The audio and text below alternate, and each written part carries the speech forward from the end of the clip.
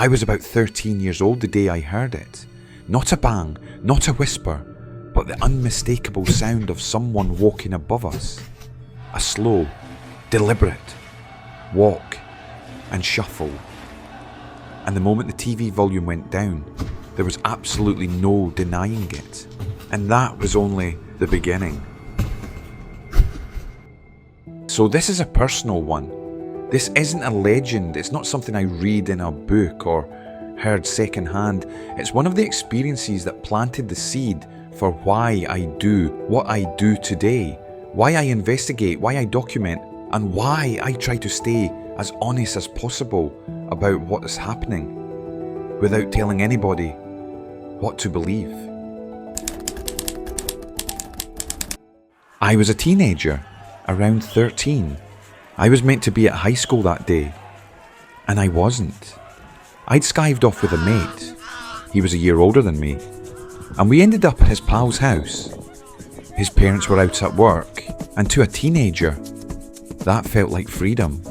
The house was a normal, typical place. Nothing gothic, nothing haunted house about it. Downstairs was simple. The living room was to the left, and straight ahead, off the hall, was the kitchen. The kitchen had glass doors that opened out into the back garden, and the stairs went up from that same hall space. So coming down the stairs, your eye naturally goes right toward the kitchen as you reach the bottom. We were sitting in the living room chatting away teenage nonsense while the football was on Sky in the background. I'm sure it was a replay of a Scotland match from the European Championships era. That's one of the only date anchors I've got in my head, because I can still hear that kind of match atmosphere. Commentators, crowd noise, that steady television sound that fills a room. At some point my mate says he needs the toilet and heads upstairs. 5 minutes go by, maybe 10, long enough that it's noticeable. When he comes back down, he's not laughing, he's not joking. He looks unsettled, and he says to the boy whose house it is, "Do you have a ghost or something?" And the boy just turns round, completely casual, like he's been asked what's for dinner. Aye, we do. Now at that age, you're trying to act hard. You don't want to look scared. But that answer, it hit differently because it wasn't performative. He wasn't trying to scare us, it was matter of fact.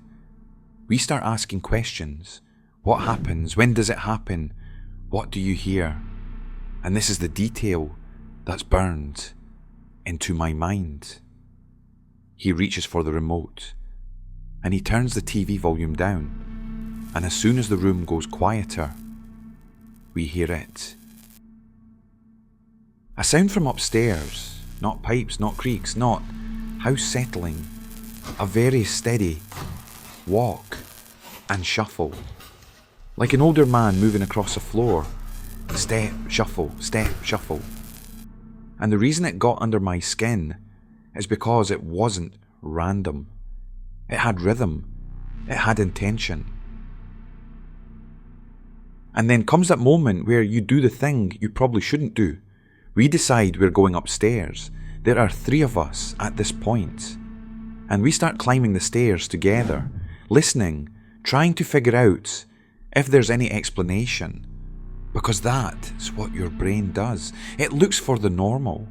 We get about halfway up, and we hear it. A piggy bank smashing. Not a little crack, not a tap. A full-on smash that makes you jump, that makes your stomach drop. Because it's that specific sound of ceramic or porcelain breaking.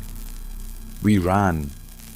We charge into his sister's bedroom, and immediately we're looking for the obvious answer. Someone's messing with us.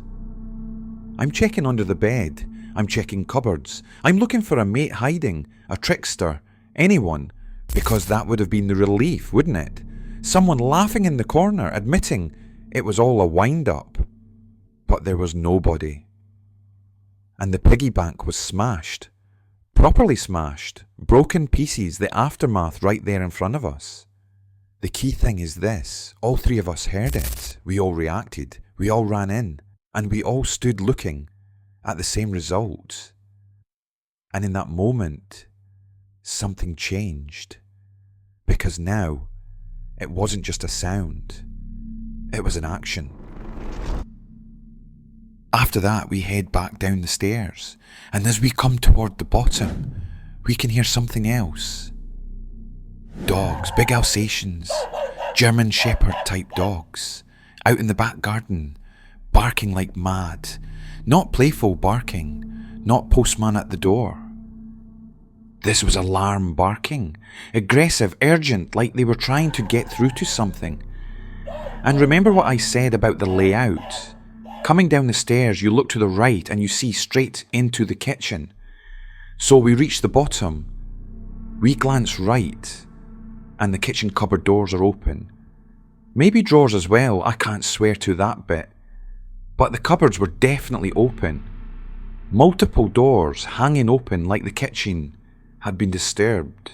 And the dogs are at the glass back doors going mental. Almost like they're trying to get in to get at whatever's in that kitchen.